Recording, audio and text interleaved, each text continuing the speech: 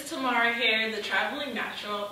So now that I am finally settled and I finished my first week of classes, I can finally talk to you more about the program that I'm doing here in Spain and how life has been going, adjusting to everything the last 2 weeks or so. Well, first things first, the name of the program. So the name of the program that I'm doing is called BEDA, the Bilingual Education Development and Assessment Program. There are two main programs that you can do here in Spain if you are an English teacher and if you are not a European Union citizen. So the first one is the most widely known, and it's through the Ministry of Education, the North American Culture and Language Assistant, whatever. It has a really long name. And the second one is the BEDA program. BEDA places you in Catholic schools throughout Spain, whereas the North American Cultural and Language Assistant program places you in public schools around Spain. So my school is in a very small village,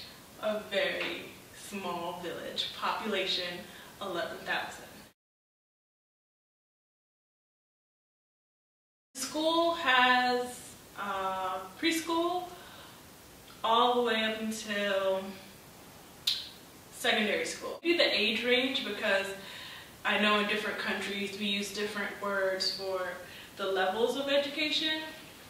So I teach from 2 years old up until 16 years old. Yeah, it's pretty crazy and my schedule is insane. BEDA, you can teach anywhere from, I think it's 16 to 24 hours in a week. And based on the amount of hours you have, your pay range increases. So far, all the teachers in the school are so friendly. The school, again, is a Catholic school, so the headmaster is a nun. She's really nice.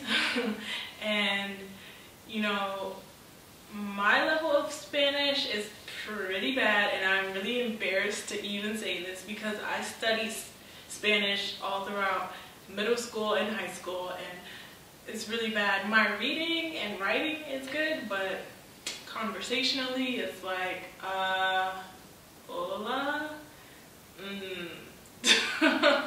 There are some teachers in the school that speak English, of course, in the English program. And around town, you know, I know like survival Spanish, just like I learned survival Korean. I know survival Spanish. I remember at least that much.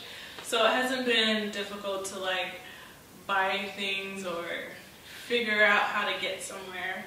But I'm putting myself up to the challenge over the next 9 months to get to a very high level of conversational ability, because really, like, there's no reason for me not to, you know, improve my Spanish when I have like that foundation from middle school and high school.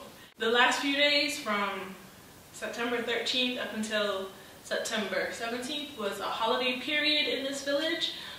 They were celebrating the saint of their main Catholic church, and so the entire village was shut down. There was no work, there was no school, it was just party every day. And it was crazy because the main attractions, like the big carnival and festival, is right near my apartment building. So there was no sleeping. There was no sleeping that entire period. And it was cool because I would go out with some of the teachers from the school and they would introduce me to some parents and to some students. And, you know, that period was basically a good time for the people of the village to see who the new English teacher is and for me to, you know, get a feel of the nightlife here. One of the main differences with the BEDA program as opposed to the ministry program, other than the fact that we're placed in Catholic schools, is the fact that we have to take a course every week at Spanish University located in Madrid. But for teachers placed outside of Madrid, we have a different course that we need to take, because it would get kind of costly to have to take the bus or whatever to Madrid every week. Teachers outside of Madrid have to take an online course through the University of Cambridge, the TKT, the Teaching Knowledge Task Course for the Content and Language Integrated Learning module.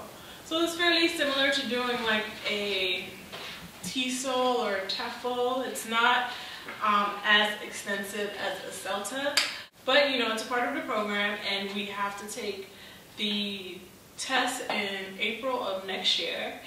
And if you pass, you get a certificate, so that's kind of cool. Oh yeah, my hair looks a little different. I was inspired by another YouTuber who recently cut off all her hair, and it looks so cute. And I think I want to cut my hair because I'm so bored with wearing twists all the time. So I just decided to do something different. So I got it blown out when I was in Madrid.